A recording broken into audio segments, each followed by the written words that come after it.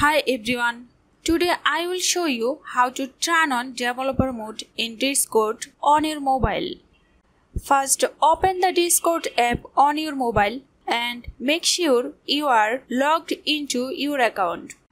Next, tap on your profile picture at the bottom right of the screen.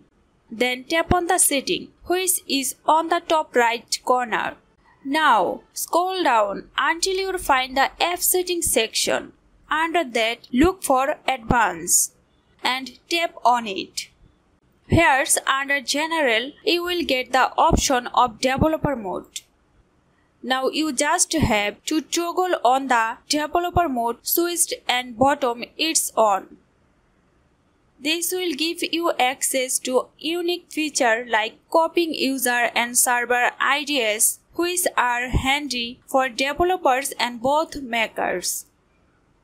Finally, Discord Developer Mode is now enabled and you can start to use this mode.